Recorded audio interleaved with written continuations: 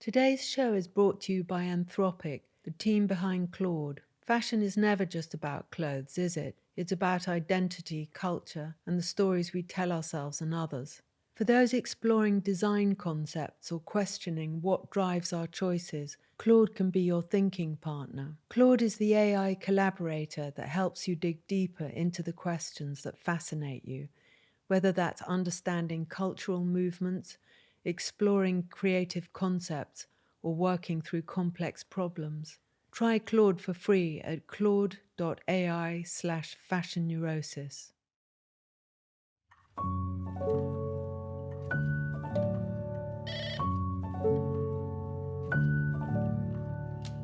Hi, come in.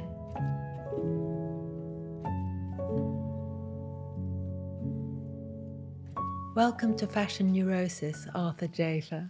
Thank you. Can you tell me what you're wearing today and why you chose these particular clothes? Yeah, I'm wearing it's pretty standard for me at this point, Visvim. It's a Japanese label I like a lot. A little bit like based on American workwear, I guess, but but like on steroids or something.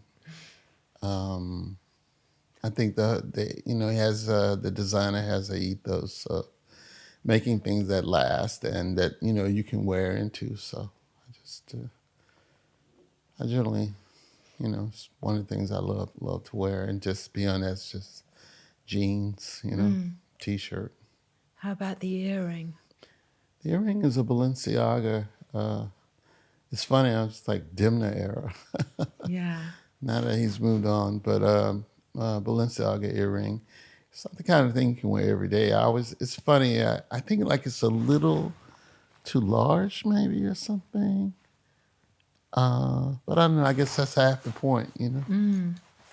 So I used to have this thing. It was a chain earring, uh, but Bottega earring when Daniel Lee was there, and I lost it.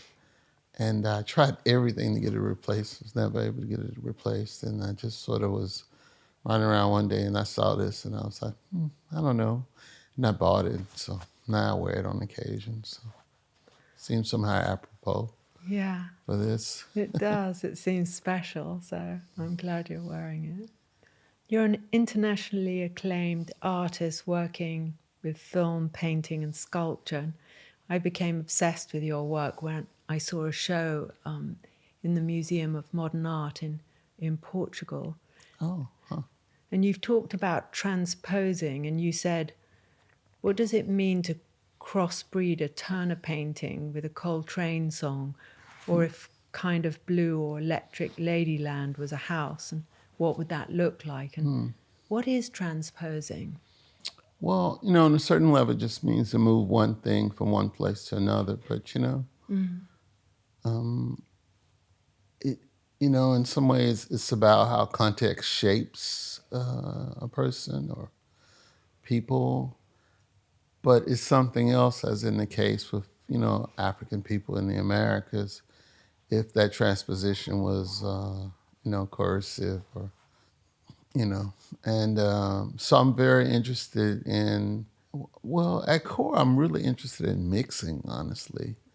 And transposition is just a mechanism that produces mixing because, ultimately, anytime you confront a new situation, a new context, or a new person, there's mixing of some degree or another that's going on, You stand in a room with a person, you're breathing in air that may have passed through their lungs. Yeah. So I feel like I'm very, very, very interested in the intricacies and the complexities of just mixing in general.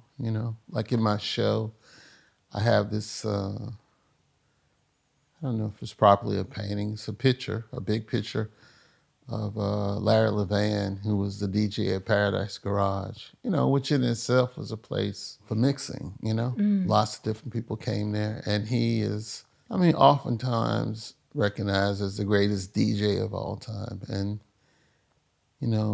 mixing music is, I mean, I was just starting to think about this recently because somebody asked me a question, and I was saying, if you look at DJs, like to me, there's an aspect of what they do that is not so much theoretically, but like there's a way what they are doing is the beginning of a sort of where I think everybody's going to kind of transhumanism, you know? Mm. Like to me, like with Michael Jackson, like the plastic surgery, that's transhumanism to Right. me. Okay. But you see it in the DJ, the art of the DJs. You see this whole thing where the boundaries between one thing, like a discrete thing, and another thing start to dissolve a little bit. You know, Mm. and you end up with these things mixes. You know, and Black Americans are, and Black people in most places in the Americas are mixes. You know, we're like ad hoc, non-consensual, crossbred things, you know? Like I think of early, like sort of, documentaries about Elvis Presley. How they would always have this shot of these sort of community groups, and they would have a sign that said, you know, no dogs, niggas, and Elvis Presley. You know what I mean? Really? Yeah, I it's never. funny, and they always show those shots as if to say these people were quote unquote ignorant, like rednecks or something like that. But Yeah. they weren't ignorant. They understood that rock and roll was an alien cultural form, Mm.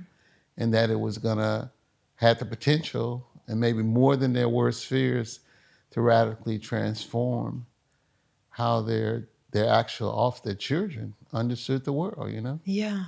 which it in fact did Yeah. do.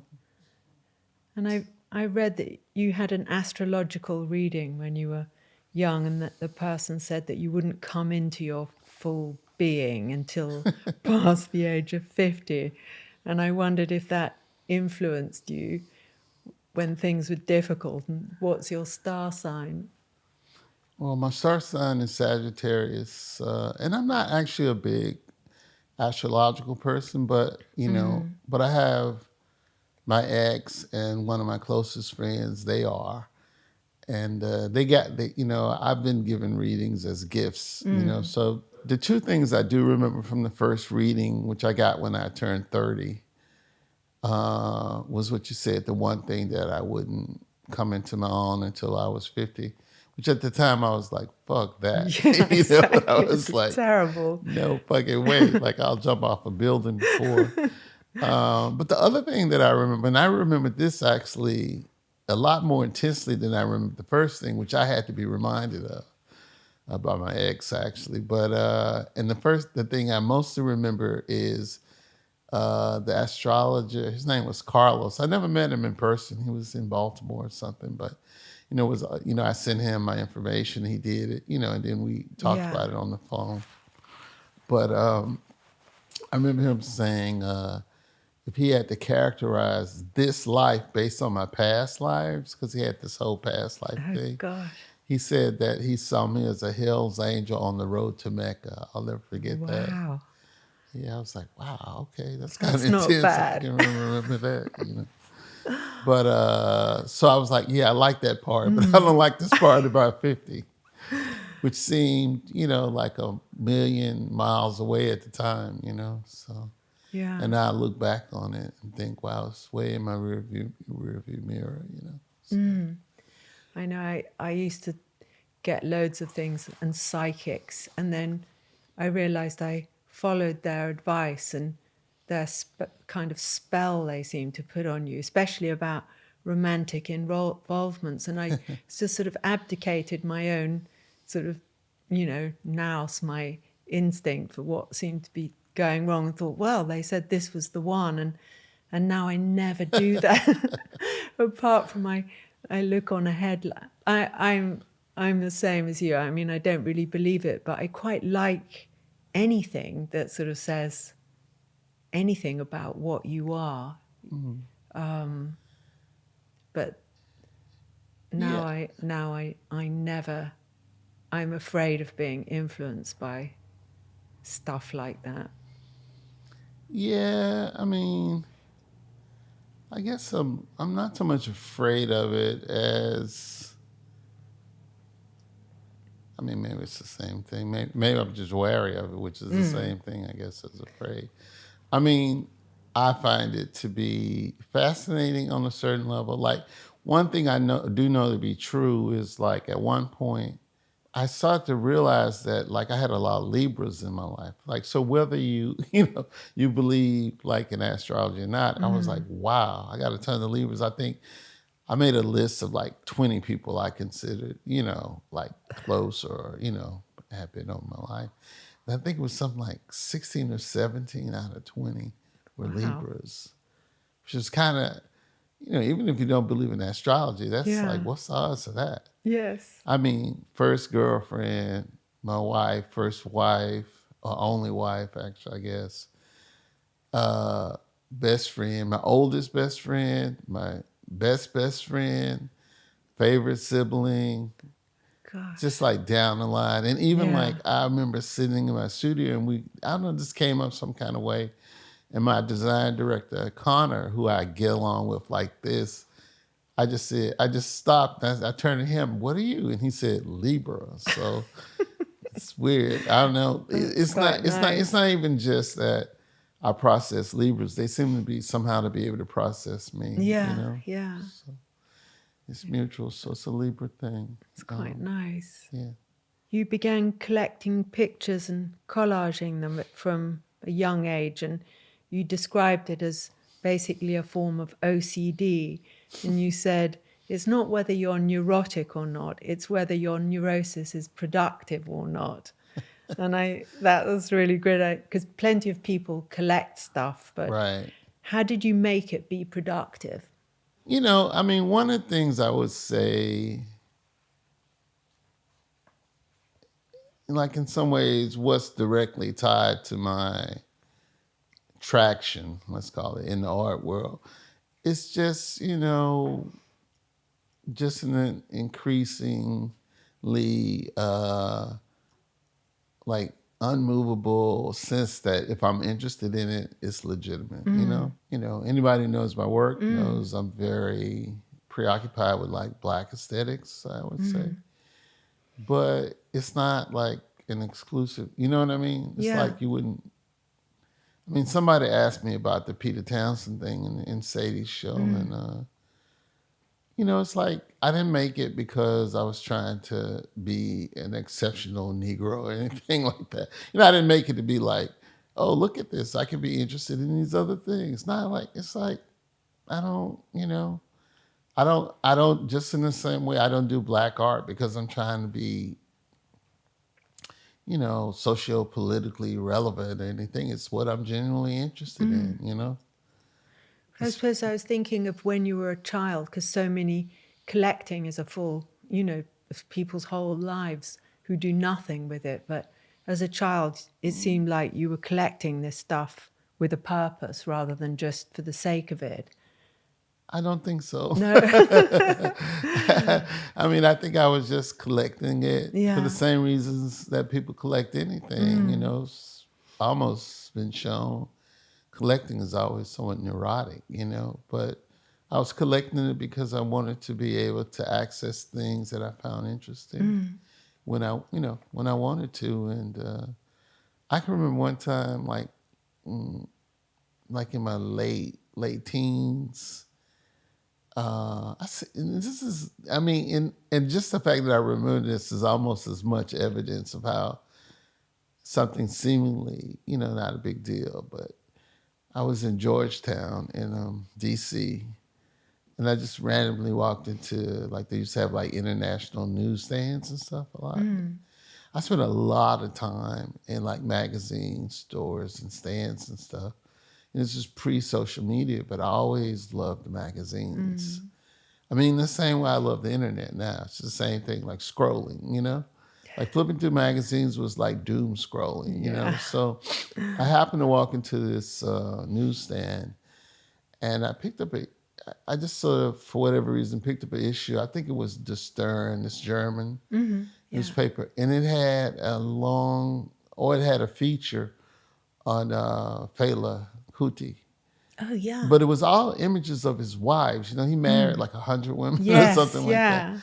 And it was just incredible. Like, I mean, these images were like really amazing, full bleed, full page spreads for each face, you know? And and I was like, wow, this is incredible. I had to get this. But I think it was like $17 or something. Like at the time, the idea of spending $17 on a magazine was so crazy. I just was like, I'm not gonna spend fucking. I mean, it'd be like spending like $50, you know, on a magazine or something. I was like, I can spend $17 on a magazine. And I went away, and like for 2 or 3 days, all I could think about were these images, you know. So eventually, like I said, I just need to go ahead and buy it. And I went back, and of course, it was no longer on Oh, the no. stands. And I've never forgotten it. And since that Yeah. moment, I was like, if I have an immediate, intense response to something like that, I mean, like in life, like you could see something once and never see it again. And so again, like that's probably inherently neurotic on some level to never to you know to the whole idea of not want to no longer have access to something you've seen. But since that point I've always just followed my gut on stuff like that. Like even today, like if I'm on Instagram or something, one of the things I hate about Instagram, and I love Instagram, like people come up and say, you don't post, you never post. Yeah, but it's the first thing I do in the morning when I get up is look at Instagram. And but the thing about it is it's such a tricky like app, man, because you know you can't go back. Oftentimes you can't go back to Yeah, things. Like that's if your fingers misfumble, you know, and you hit something and it's gone, and you yeah. can't. There's no like backspacing on Instagram, you know. So it's a little terrifying. So I've developed all these strategies. If I see something, the first thing I do is screenshot it, Yeah, and then I'll yeah. try to like record it or something like that afterwards. But you know, but of course you miss a lot of things. Like just yesterday, I stumbled on this post somebody had done, and it was an interview with Tatiana, who was the model in the Michael Jackson video, "The Way You Make Me Feel." You know, this is a classic. She's walking, strutting, and he's running, running around her, and she was talking about like basically what happened to her afterwards, and it was really really interesting, but I just sort of fumble fakely hit something and couldn't. So I've spent the last 48 hours like obsessing about it. Like will I ever be able to find this video clip of her talking, God. about her interaction with Michael Jackson, because she basically got banned from the show when she sort of ad-libbed and kissed him on the cheek doing a routine, and it wasn't planned. And it was like that was the end of her. That's So really funny. yeah, God. And you and your brother slept in bunk beds when you were living in a trailer, and you'd tell each other stories and make drawings and hand yeah, them up and down to each other. And you also talked about being brought up with by different members of your family, and I right. wondered how important your siblings were as allies in your childhood. Allies, more like band of brothers. Yeah. Like people who've been to war together. Yeah. Um, yeah, I mean, my relationship, my siblings is close, but like any kind of relationship, variable. Changes as I've gotten older. I've gotten closer to one of my brothers, a little bit closer than with the other two. But the other two are twins, so Oh, really? they have their own kind of Yeah. thing. You know what I Yeah. mean? Like they're a little bit of like a two-headed person in a Yeah. certain respect. So, but when I was growing up, to me, it was more like my sibling who's under me, who's 3 years younger than me, and them were a clot, like they were a thing, and then Yeah. it was me. I was a little like isolated. I mean, the eldest, but a little bit of an outside. I felt little like a black sheep, a little bit, I guess, a little bit of an outsider. I'm sure that was somehow shaped by the fact also too that when I was 5, my parents had me stay with my grandparents for the year so I could start elementary school. because my birthday came later in the year. And typically, at least in Alabama where we were living at the time, you had to be 6 years old at the beginning of the school year. Mm. And I didn't turn six until November 30th, which was, of course, almost at the end of the year. Yeah. But in Mississippi, you could start as long as you turned six before the end of the year. So rather than have me spend another year in kindergarten, when it was clear I was bored, they had me stay with my grandparents, and I was close to my grandparents. It wasn't like I'd always grown up around my grandparents, Mm. but it was, strange, being away from my family. That year was interesting. I mean, we would, and this was a different time than now, because I can't imagine like putting, like with my kids for 4 or 5, I can't imagine putting them on a Greyhound bus by themselves. You know what I mean? And Yeah. sending them off to, like a 5 hour, 3, 4, 5 hour bus ride by themselves. It's like, I don't even know. Like now, I don't even know if that's legal. You know what I mean? It Yeah. might be True. considered like, you know, um, child abuse or something. But in any event, at the time, Yeah. my grandparents would put me on the bus like on a Friday, after school, and I'd take a bus ride from Tupelo, Mississippi to Russellville, Alabama, which is at least 3 or 4 hours. Wow. And my parents would meet me on the other side, But I don't know. It definitely contributed in some way. I mean, you could say it contributed to my sense of independence, or Mm-hmm. you could say it contributed to my sense of alienation. Yeah. Or You both, know, I I mean, I suppose. remember being very envious of my brothers and their, relationship to not just my parents, but even there's a young lady named Rhonda who used to babysit me. She was maybe 4 or 5 years older. Maybe she was like teenager, and when I was 4 or 5, and when I came back, she had shifted her allegiances, her affections to my brother, and I was very, very, Mm. very envious. Yes. Because It's funny there's thinking about. something about being the eldest, which I found anyway. I'm the eldest of two in my family, and feeling quite like the sibling is behind you. You're the one that's facing the world always. Yeah. And but then my sister used to trade me stories, except for I never traded her back. But she would tell me these stories, and she became a writer. And she was an incredible ally. She was a sort of like a great soldier. That's Hmm. what she felt like, and I was the general. Uh, but it Hmm. was kind of a strengthening thing, even though, like when you describe them being a unit and Yeah. you being the satellite, and the kind of loneliness of that too. Yeah. I mean, thing about also just growing up in Mississippi, and particularly, and I've talked about this a little bit before, but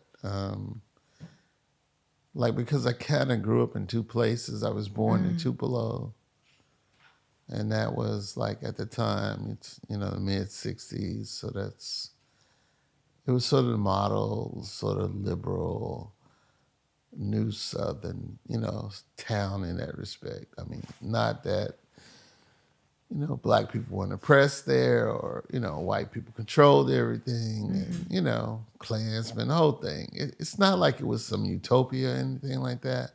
But relative to Clarksdale, which was segregated, even after the laws changed, it was, Wow. you know, there was black high schools, white high schools. Even when they integrated Clarksdale High, they had a prom for the black students and a prom for the white students in the same Gosh, school. really? Yeah. But I definitely have realized, as I got older, how much not only was I shaped, like everybody shaped by where they grow up, but not only was I shaped by growing up in Mississippi, which is a very particular place to grow up. I mean, if for no other reason but outside of maybe the Appalachians, it's the poorest region in America.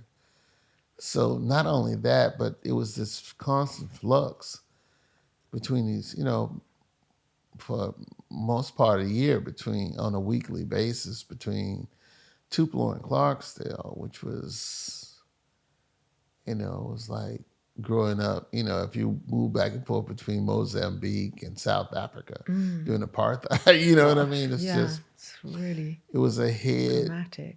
snapping kind of movement back and forth in terms of, just how you sort of exist in the mind. But one of the consequences of it, use that word again, alienation, it sort of abnormalized both environments, Neither one seemed normal somehow or natural. So I was like a little alienated in both environments. When I was in Clarksville, it seemed like unfortunately regressive or Yeah. something. But when I was in Tupelo, I just didn't buy the whole kumbaya of it. It made me very, Yeah. very cynical and skeptical about it. So Today's show is brought to you by Anthropic, the team behind Claude. You know how certain pieces of clothing can haunt you? That vintage Saint Laurent blazer, the perfect pair of jeans that represents an entire decade's rebellion, or the 150-year-old shoe style we're all suddenly obsessed with. Claude is right there with you. It's a thinking partner that helps you explore the deeper psychology behind what we wear and why it matters. When you're trying to understand why certain designers become cultural lightning rods, or examining how fashion reflects our collective anxieties and desires, Claude helps you trace those invisible threads. Together you can explore how a simple hemline shift signals social change, or why certain aesthetics resurface when they do. What's compelling about Claude is how it works with your curiosity. Whether you're analysing the cultural influences of a particular era, exploring the business behind the beauty, or working through your own relationship with style, it becomes a collaborator in understanding fashion as language, as history, as neurosis. Try Claude for free at claude.ai/fashion neurosis and see why the world's best problem solvers choose Claude as their thinking partner.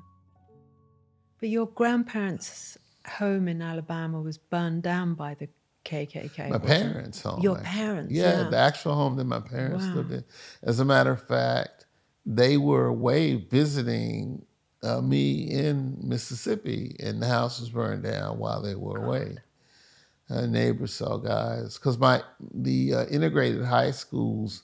My father was a football coach at the time. He was Right. coaching the black high school, and when they integrated the high schools, they made him the head coach of the integrated high school. And I think, in some ways, it was a response to that. Gosh. And so once the house was burned down, basically, my parents had been recruited to become professors at a small black college in Clarksville. And so they just never went back. Wow. Yeah. So we just relocated. We were in Tupelo for a short time, and then we relocated to Clarksdale. And that's pretty much where, like I said, I grew up. Yeah. And do you remember the first piece of clothing you longed for as a child and that you felt that it would somehow change things for you? Wow, interesting. The first piece of clothing. When I was really young, maybe 3 or 4 years old, I was my hero. Roy Rogers. I don't know if you know who Roy Rogers was. He was a cowboy in movies and stuff, and he had a Yeah. horse called Trigger, Oh, yes. and he had wrinkles in his forehead. Like that was one of his character traits. And I used to sit and look in the mirror and furrow my brow to get these wrinkles in my brow, That's which so, I that's still do amazing. today. Like, of course, now they was like, no, don't do that. But I wanted to look like Roy Rogers. But in any event, I wanted a pair of cowboy boots that Yeah. I thought were Roy Rogers like. So maybe that's about the earliest thing I can Yeah. remember longing for. Yeah, yeah, maybe a pair of cowboy boots. Yeah. And you said of your work, I don't do the uplift thing. I'm definitely an undertaker. I'm like let's go My down. I'm favorite interested clips. in where the bodies are buried, and I've accepted this. And is this how you find out if something's trustworthy? Trustworthy. What do you mean by trustworthy? Well, like when I read that, I thought, yeah, I like to look under the bed. I want to know that everything's horrible so I can figure out how to handle things. And I wondered if it was that sort of sentiment. Yeah, I'm not so sure. I guess I'm not sure about the term trustworthy. I'm not sure if I trust is if anything is worth trusting. It's like things are what they are, and when trust comes into it, it's more like that's a narrative about the thing, and then you decide if the narrative is accurate or not. And I tend to not, I'm skeptical of narratives, even though on one hand, it's a big part of what I do is make narratives, Yeah. about myself. One of the things about that's sort of oftentimes felt about Black artists is that, we're doing the uplift thing. We're like here to inspire and to, you know, sort of rally the troops and things like that. I mean, all of which I think are legitimate and necessary things, to have. I mean, I don't think Black people, such as it is, particularly in the States, in the US, would have survived, not just survived, but thrived without, mutual aid and mutual uplift and things like that. I mean, if you're born Black, in a way, you're born into a kind of original sin. You know what I mean? You're born into a state of lesser or deprivation, let's say. And then the idea is that one would be lifted up out of that state, let's say, Right. and that it was always a collective and ongoing endeavor. And that is completely legitimate. But like everything, and this is tied to some of the stuff I was saying about, just increasingly accepting who I am, not to say I don't try to be a better version of who I am, but at least accepting like fundamentally what is my impulse. And one of the things I know is that function to uplift people, to inspire people and things like that. I mean, it's not to say I don't do it. I'm just saying it's not my primary intention. Yeah. With something like Love is a Message, like a lot of people are inspired by it, but I mean, a big part of it is like, um, a rendering of all the horrific things that not only have happened to Black people, but continue to happen to Black people. So, in a certain respect, I would say, why is that uplifting? Now, of course, like anything, you could say it's uplifting precisely because it's showing it as it is, as opposed to how we might want it to be, or as opposed to how people might want to pretend it is or be in Yeah. denial about. And maybe that in itself is uplifting, but it's not generally my impulse to do it. My impulse to do it is a little like my impulse to see anything that I find interesting / troubling. I'm not Yeah. sure that troubling and interesting aren't like intricately, intertwined. So, Well, there's something about acknowledging something that's changes something, or at least it's not just an avoiding of knowing what's happening. That thing hiding in plain sight, I always find one of the most deranging things. And I suppose, is there some sort of a freedom that comes with just that, just knowing, not trying to see something? That's got to be. well, I like to say one of the classic superpowers of Black folks, again, in the context of the states, is at least, is our ability to see things as they are. Mm. I'm not even sure if it's still a superpower. Maybe it's just a waning superpower, but I do think classically black people wouldn't have survived our circumstances if we didn't have a very, very highly developed um, resistance to being in denial Yeah. about what a thing actually was. Like I think like classically we never really confused like how we wanted it to be versus how it was, you know. So in churches, you know, in sermons and stuff, so much of it was about rallying, and maybe this is the uplift thing, Mm. or emboldening people to confront what it was, not like encouraging denial, you Yeah. know? And in some ways, that stance or that state of being put us almost inherently like inherently radically at odds with, you know, society in general, which certainly in the context of America is all about denial. How can you believe in the rule of law on a certain level when the law said you weren't human for several hundred years? I mean, it's absurd, you know? Yeah. So, I mean, I think that's so shaped the fundamental sense of difference that black folks have, you know? And it also means that when we come into circumstances or into situations, you know, our point of departure from understanding it is just different. You know, it's just different. And it doesn't mean we're less human or alien or anything like that, even though I do think we're pretty alien. But, you know, like, you know, oftentimes it's something I lean into a lot, you know, like black being, black seeing, black all of this. But then I do also have to remind people and and black folks too. Like, yeah, but we're human too. You know what I mean? And so, if you say like my friend Kerry James Marshall has this incredible show at the Royal Academy now, Mm. known Kerry since the early '80s. He might have mentioned the Royal Academy. Not he might have. He did mention the Royal Academy to me.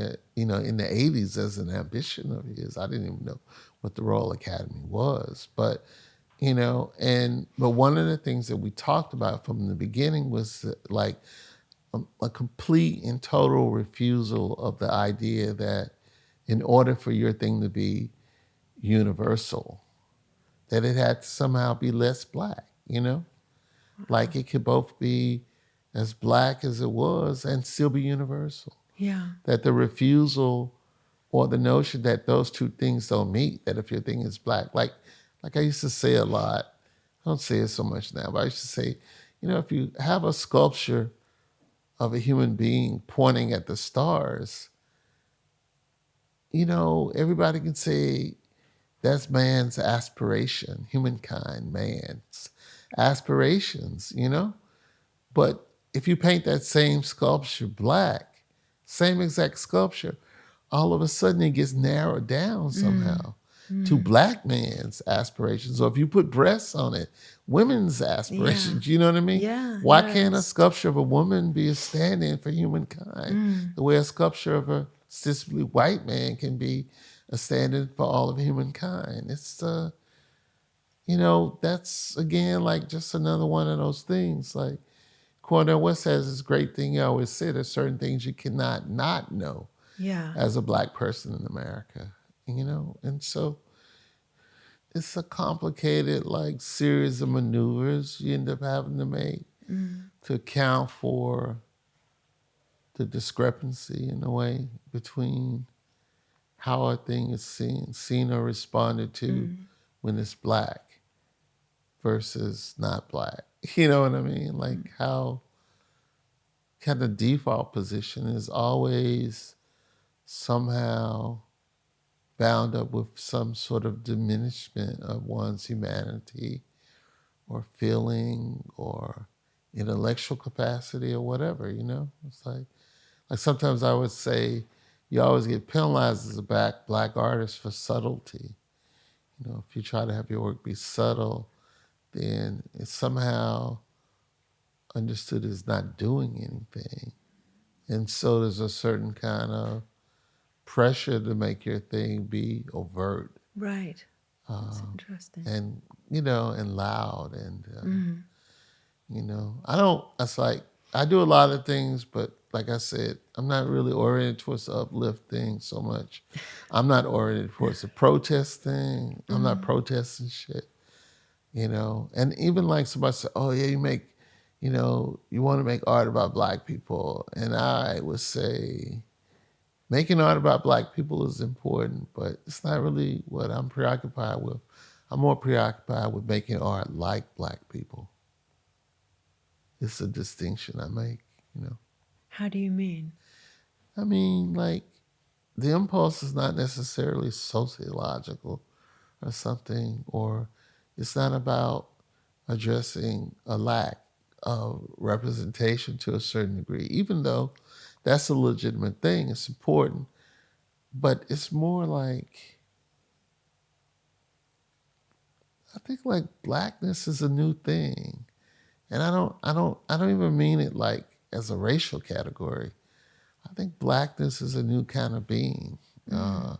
that's been shaped as much by absences of understanding who you are, where you're from.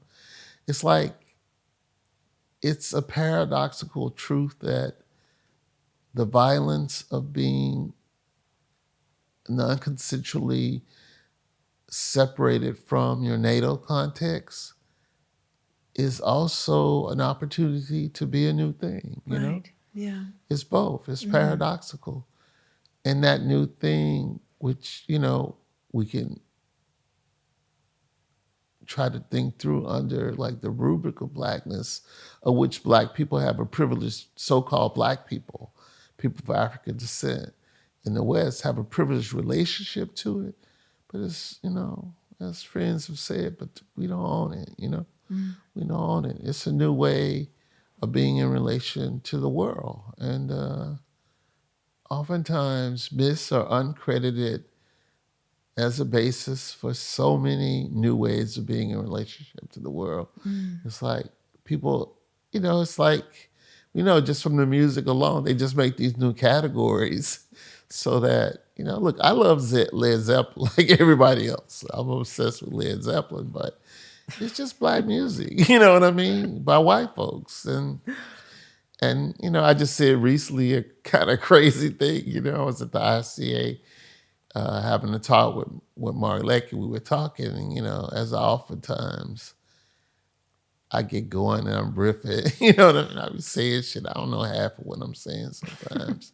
It's like a kind of, you know, conceptual improvisation or something, but I'm just talking, and I was just saying stuff, and people were like, yeah, yeah, the crowd was with me. Yeah, yeah, yeah. And then I said, England is the Black Japan.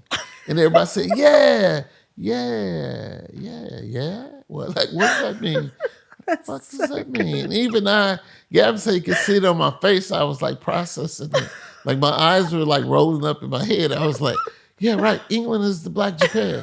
What the fuck does that mean? England is the Black Japan. And I knew it meant something, but I had to unpack it. I had to unpack it. And all it meant, like, and it took me a month to be able to say it like this. It's like, England is this fascinating petri dish where you get to see Black aesthetics, essentially this thing that's supposed to just be of Black people, like run wild. That's what Eric Clapton and Jeff Beck and The Who and Rolling Stones and even the Sex Pistols. I understand Mm. Malcolm McLaren saw the name the Sex Pistols on the back of a gang in the Bronx jacket. You know what I mean? Like Really? God, it's I didn't know all that. it's all Black aesthetics, Mm. you know? And it's fascinating to see it permutate independent of Black people. It's amazing.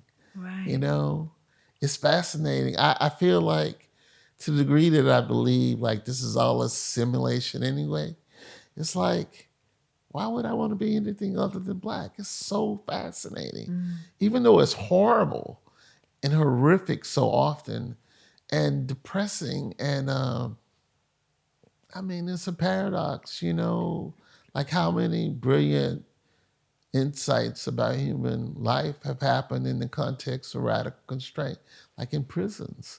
People have these incredible insights, Gramsci or something, when they're literally in prison, where, being black is like a mobile prison you carry with you all the time. Yeah. And it does generate very particular kinds of insights about humankind and society and human relations and stuff, And it's all it's in the art. It's definitely in the music, because the music is the place where we've had so much relative freedom to do our thing. But it is potentially, like one of my great quests is like, what is a cinema like that, is modeled on the music look like? It's not to say to be better than what's been done. I love cinema, but I do think it would be different. And it would offer some very singular and discrete and particular ways of being cinematic, that are in some ways aligned with or true to Black being in general. So, Because you said The Godfather Part 2 is in your top 10 films, but Coppola's top not. 5. Top 5. Yeah. But Coppola's not in your top 5 directors. And I wondered who is in your top 5 directors. Well, my favorite director is Andrei Tarkovsky. Is that my stomach growling? Could be. Tarkovsky, Godard, the one Black filmmaker would probably be Oscar Micheaux, who made 30 feature films, over 30, depending on who you ask. First one, 1918. Amazing. Yeah, really amazing films. Like, to me, it's a sign of how, like, undeveloped Black cinema, at least Black American cinema, is, just the degree to which people don't know Oscar Micheaux's work. I mean, from when I was in my early 20s and discovered Oscar Micheaux, certainly more people know Oscar Micheaux's work now, but it's a little bit like being a jazz person not knowing who, like, Louis Armstrong is or something, Right. It's like a sign of just a collective underdevelopment. But, in his work are the DNA of what Black cinema could be. It's all there, And I believe, like, it's there because you have to make it there. Meaning, like, I like to say sometimes that, you look at somebody's work and you make a claim for that work, or you valorize that work, and people say, that's an accident. Well, my thing is, like, in the case of Oscar Micheaux's work in particular, is a great example of it. If you do it once, it's an accident. If you do it twice, it's a coincidence. The third time you do it, it's culture. It kind of doesn't matter what it is. Yeah. If you repeat it and it becomes an auto aspect of what you do, then it's culture. But that's just part of, like I say, my ongoing sort of desire and investment in being radically self-authorizing, Yeah. So I like the Sex Pistols. I always thought the Sex Pistols were incredible. Like, they check off a lot of the box of what makes a great rock band, It's like not just the music, it's how they look, attitude, the philosophy that's implied by their stance, all these kinds of things. Support for today's show is brought to you by Anthropic, the team behind Claude. I'm not exactly an early adopter, rarely first out of the gate with new tech. But you don't have to be a tech person to be curious about AI. So I teamed up with Anthropic to try Claude. I'm building a real budget for Fashion Neurosis. It includes paying people, planning seasons, and not guessing cash flow. I opened Claude, dropped in last year's costs and sponsor forecasts, and asked it to help me think, not write for me. It turned my chaos into a zero-based plan with clear buckets production, post, and marketing. It modeled best and worst case revenue. It helped me build a monthly checklist for invoices, payroll, renewals, plus 10% rainy day reserve. It even flagged sneaky line items like platform fees and insurance. And if you want to see what it can do for you, you can try Claude for free at Claude.ai/fashion neurosis. Miles Davis is someone you cite often, and I Yeah. love the way he dressed. Even his Brooks Brothers phase was so hardcore. Hardcore, that's the thing. Iconoclast, you know? Is there a look of his that you particularly I'm attracted. love? Like, it depends on what you mean by look. Like you know, I would try to emulate, or no, just like, oh, I like him in the 70s. yeah. I think the 70s is interesting because, I mean, the Brooks Brothers period is cool as hell when you see it. It's undeniably elegant. But in some ways, it's perhaps, a bit more conformist, let's say. It's like, I'm going to be more elegant than you are, in your shit. So it's badass, but it's still conformist, where I do think in the 70s, you started to see, because there's even the evolution in terms of like the sort of nomenclature around like the progress of Black people. Like, so you go from like something like Black Power, in the 60s, to Black consciousness in the 70s. And I don't know what's beyond that. I like to say Black being is beyond Black consciousness, but it's in the 70s, you really start to see the fruits of people.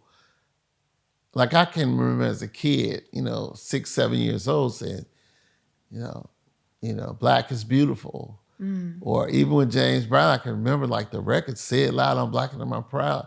Even as a 6 or 7 year old, you just like, you knew that was radical. It was a radical articulation in a popular sphere, But I hear it in the same way that I hear, like, God Save the Queen, from the Sex Pistols. Yeah. It's the same kind of thing. Or Fuck the Police from NWA, Yeah, I love that. It's the same thing. It's like the magic part. It's the part of conjuring, when you assert something that's interdicted or something that is taboo, how it cracks space. It remakes the world. Just articulating it, saying it out loud, remakes the world. Yeah. And so, yeah. Because you walked away from the art world for a while, and Well, like slither away. but when you returned in 2016 with a piece called "Love is the Message is Death," you said, "I didn't choose the art world, it chose me." And I wondered why you thought that it suddenly got you and chose you. Well,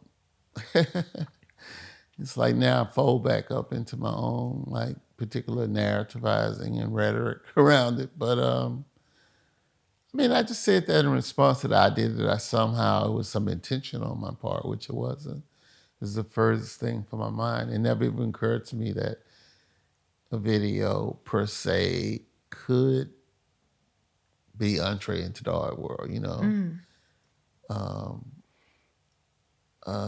Yeah, and I wasn't thinking about it as art when I quote unquote made it. And even though I've told the story of like making it, let's say, in 2 hours, people say, "Oh, you edited it in 2 hours." I was like, editing sounds way more intentional than just I strung some shit together. You know what I mean? Yeah. I assembled it. And if you had Lego blocks and you put them together, you wouldn't say you edited the Lego blocks, or you just it was more intuitive than that, compulsive. Yeah. It was a linear or sequential compilation of things, and for whatever reason, I started off putting, just stringing together like footage of Black people being murdered and stuff, and then it was like, I may want to counter that, you know what I mean? But it was much more intuitive than like I'm trying to compose something, you know? And then, you know, I made it. And then I was sort of confronted by what I had made, so to speak. And I was like, wow, this is kind of intense. Yeah. And I shared it with Chris Mitchell, who was actually editing a job that we were working on at the time. I sort of just had done it on the side because I got bored with what was happening with that job, you know? And so I showed it to Chris first and said, fuck, man, that's kind of fucking intense. Mm-hmm. And that was like a Friday. And then that Saturday, Kanye was on Saturday Night Live and he performed Ultralight Beam. And that Monday, I just laid the music down on top of it. It was totally kind of, you know, random, It's honestly. amazing. God. I mean, And, you know, and then there was a whole history of how it got saw, seen. But, you know, my friends, I just wanted to put it on YouTube, honestly. And my friends were all saying, don't put it on YouTube. Everybody was like, don't put it on. It's like, I guess they saw something yeah, yeah. in it that I didn't even see. I just wanted to share it with people, honestly. And I've told this 1,000 times. A good friend of mine, Khalil, took it to Art Basel where he'd been invited to show his, he directed Lemonade. Oh, So yeah. he was invited to show his cut, which is a little bit different from what came out. Mm-hmm. And he had a copy of it and he just showed it before his thing. And my dealer, Gavin Brown, saw it and, you know, was struck by it and tracked me down. And, you know, 2 weeks, 3 weeks later, it was being shown in this gallery. Wow. And then I was like back in the art world. Mm. It's like back in, you know, back in Oz or something. I was like, I thought I walked away from this place. Didn't I click my shoes and go back home away from this place? And there I was again. So, you know, and unlike in the past, I was older, maybe more desperate, you know. Um, there's certainly more black people, more people of color in the art world than Mm. previously. And that was something, you know, like 15, 16, 17 years earlier that had just worn on me greatly. Poisoned it, you know, in many ways for me. So, like I said, I found myself Mm. back in the art world, and Because I was reading something about you, and the title was "Beauty Through Horror," and in your work you show these disturbing images of, in this very matter-of-fact way, people on the edge of extreme violence, and you don't direct people how to feel when they see this. And how did you learn the value of not being sentimental? well, in a way, that's not that different from what I said before when I said, you know, seeing things for what they are, not for Yeah, how we wish them yeah, to be. And so I always feel like a big part of what I'm doing is making shit apparent. yeah, yeah. I have a pretty wild imagination, so I have definitely imagined some things that are pretty horrible. But I don't necessarily think they outrun horror that actually No, exists, I totally you know? agree. And it's something about being in an environment where people tell you, like if people tell you, or the society itself would lead one to believe that you are somehow less attractive. And then the attractiveness here is just a metaphor for being, or a mark of being less legitimate, you know, less civilized, less human, less worthy of accolade, less worthy of opportunity. You know, beauty is just a stand in for that. So if you're told that you're somehow less beautiful and you have to develop a strategy or a modality that allows you to understand yourself as that beauty, even though it may be in opposition to what society is telling you at large, one of the almost side effects of consequences of that superpower, right, is to be able to see beauty in almost anywhere. Yeah. And even under the or in the most horrific of circumstances, you can still find beauty or humor or Yeah. life or, like it's like one of the craziest things I had ever heard.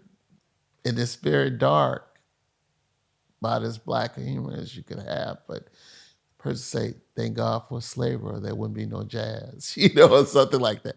I mean, it's so weird because it's so distorted. It's like the distortion of it is part of why it's mesmerizing as a notion. I mean, I've thought about this for years. Like, how come everybody loves black music when clearly everybody doesn't love black people? Yeah.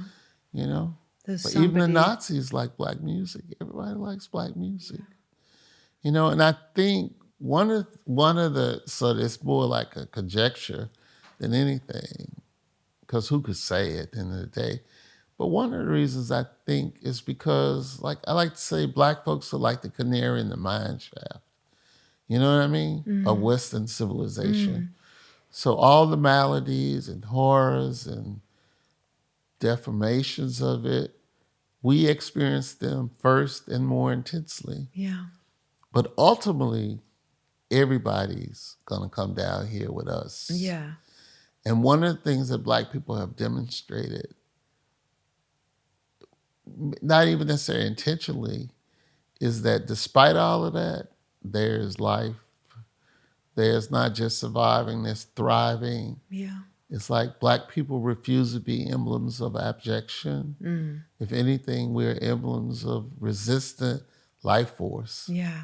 Yeah. And that's what you hear in the music. So I think the music, even for those like the tech bros who, want to bring into existence AIs that will negate human beings, like it's death wish shit. But they even like black music, Yeah. because it kind of is like it's counter to their death wishing, Yeah. Yeah.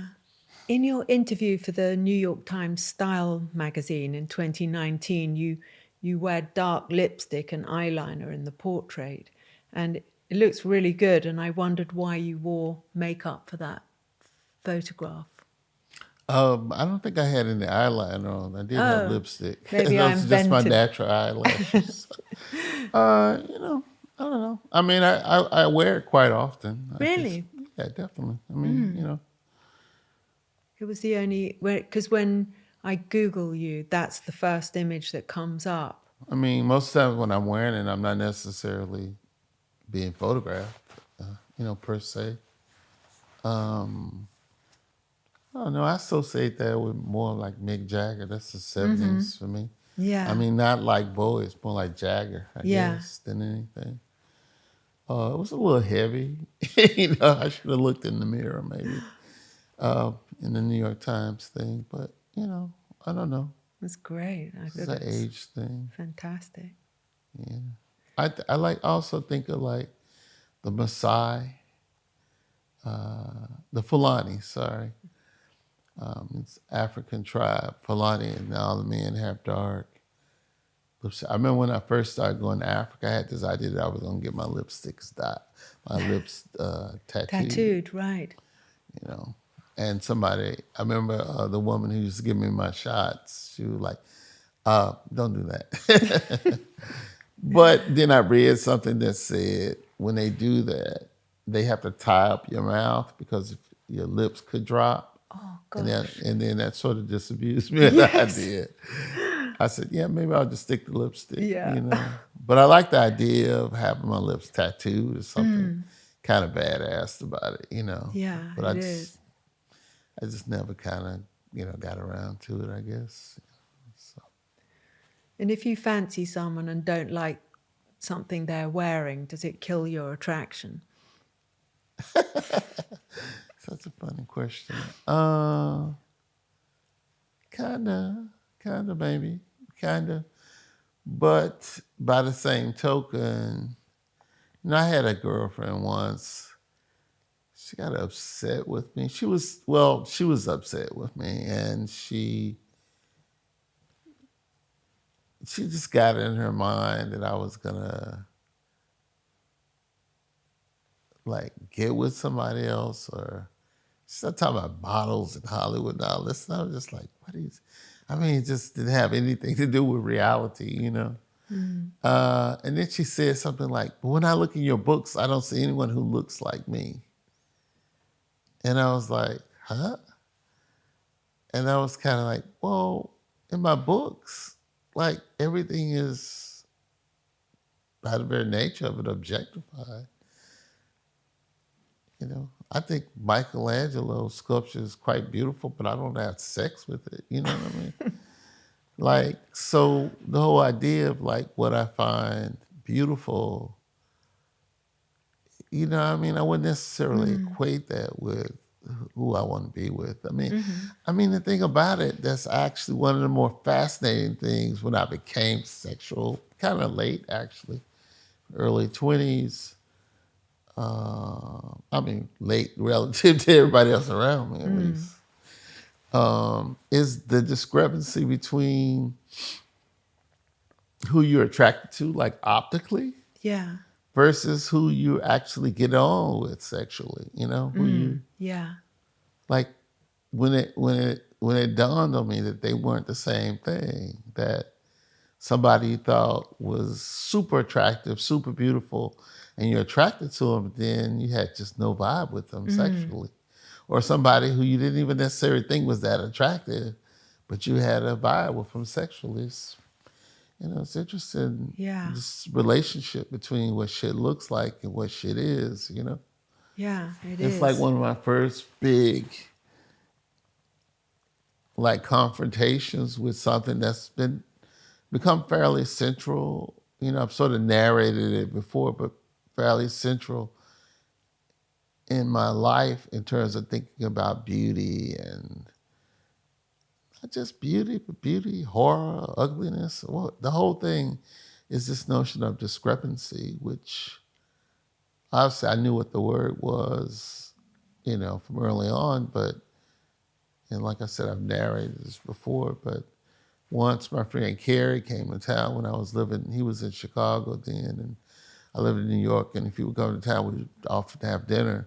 And we were having dinner, and I had been thinking about this whole photography versus painting thing. Mm.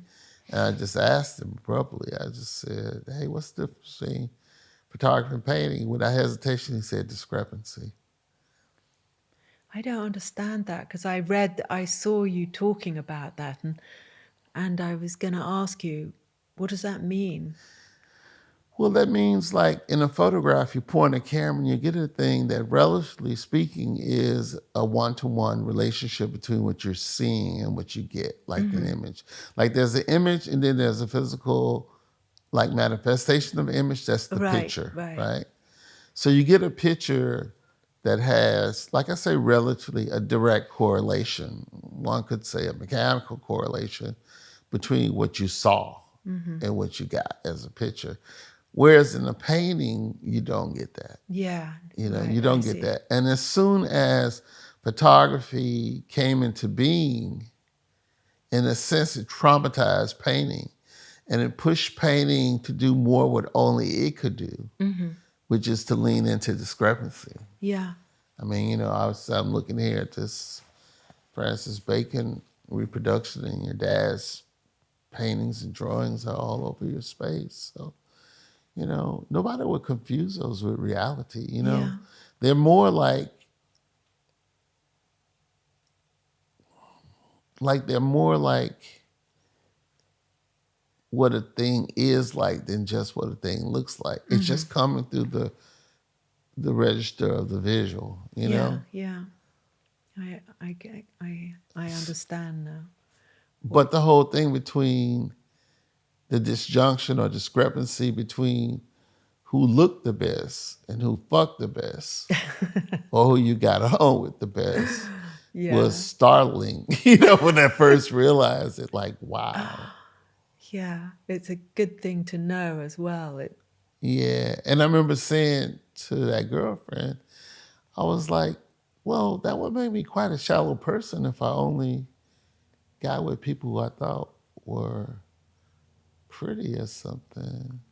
I mean, not that you want to be with somebody that you think is unattractive, but even pretty and attractive and ugly and unattractive are not the same thing. No, Person could be quite ugly and very attractive. Yeah, no, I completely agree. You know, so weirdly so. I mean, fact. like even with Peter Townsend, like when people ask me about Peter Townsend, like one of the things I found utterly fascinating about him as I start to read is when he says something like, he always thought he was ugly growing up.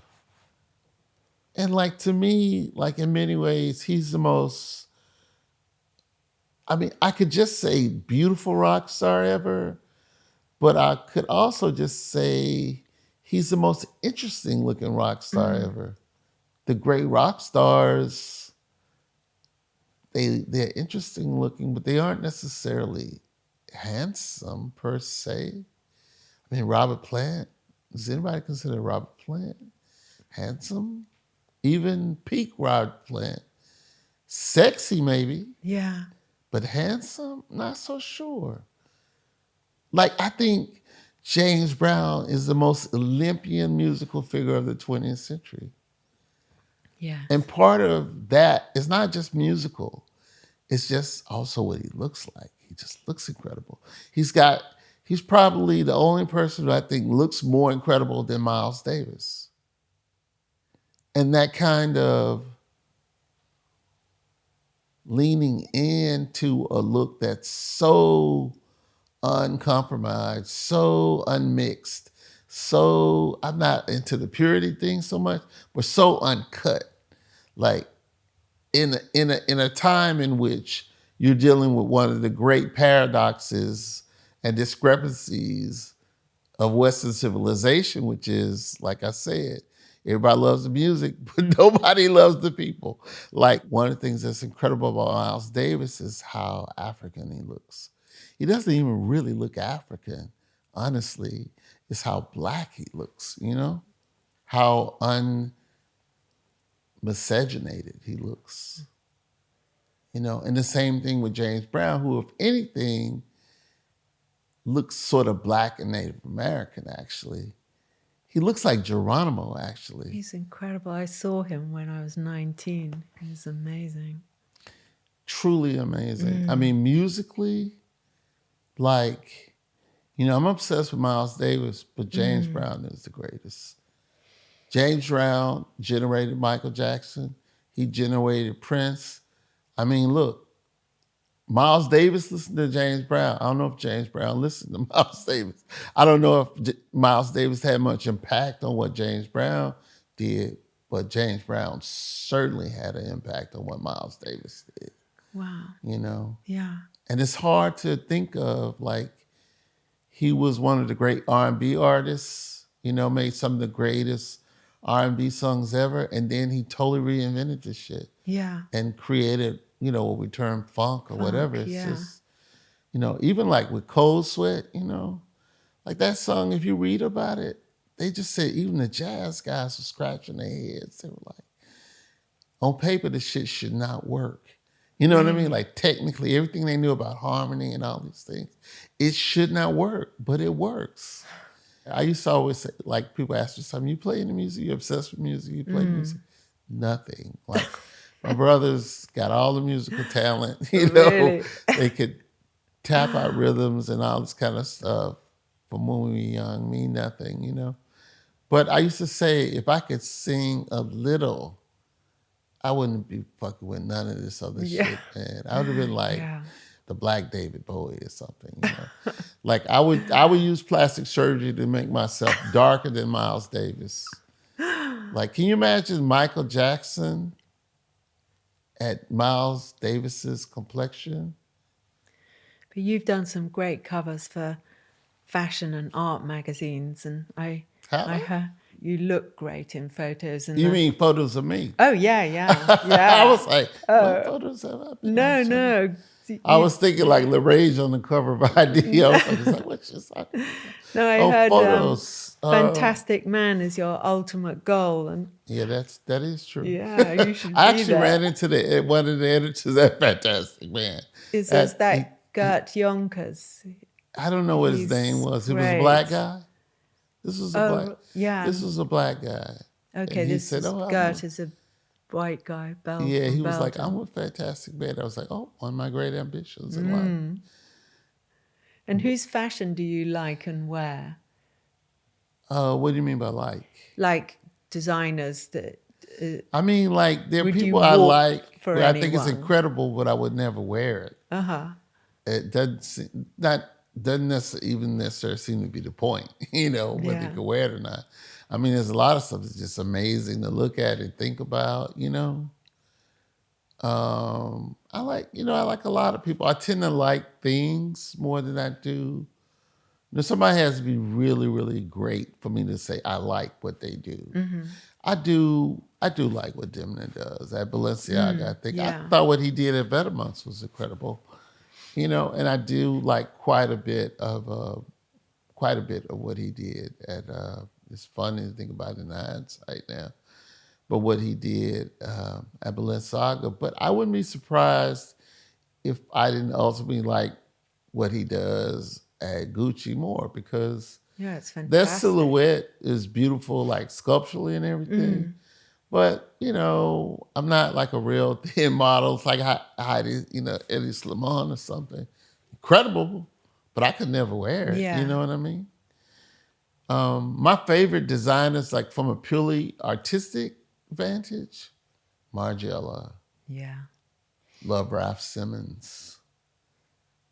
Miss Prada is incredible. There's no doubt about it. The movie, She's like I used to always say, I wish I could wear her women's wear. yeah.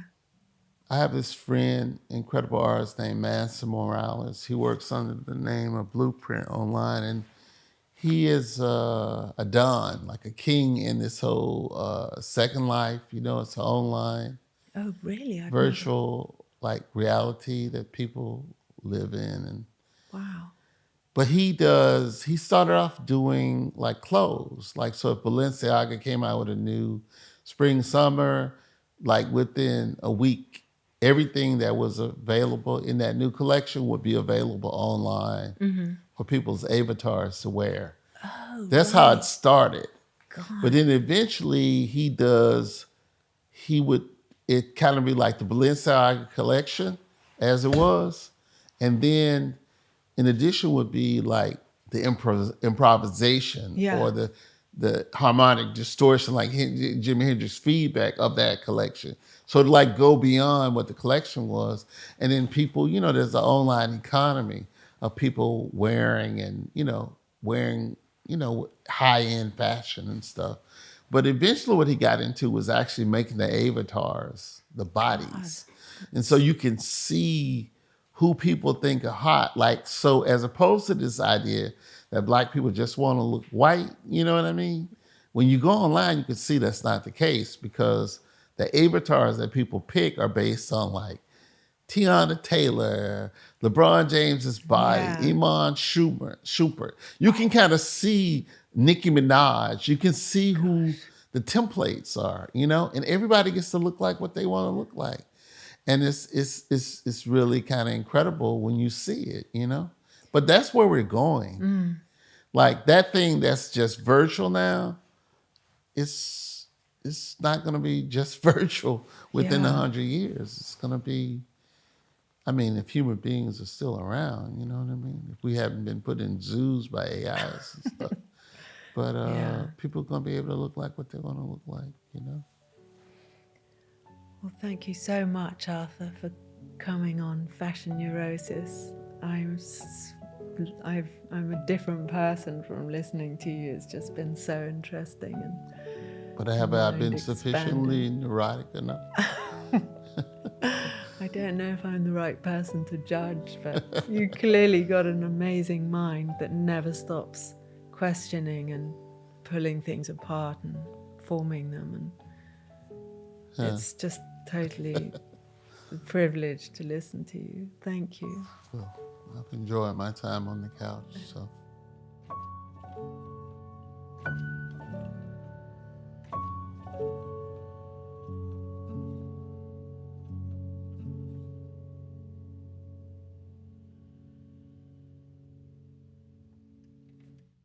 Today's show is brought to you by Anthropic, the team behind Claude. Every conversation we have reveals something unexpected about fashion, identity, and culture. If today's discussion left you with questions you can't shake about someone's fashion influence, a cultural moment, or why certain pieces feel so charged with meaning, Claude can be that thinking partner who helps you follow those threads wherever they lead.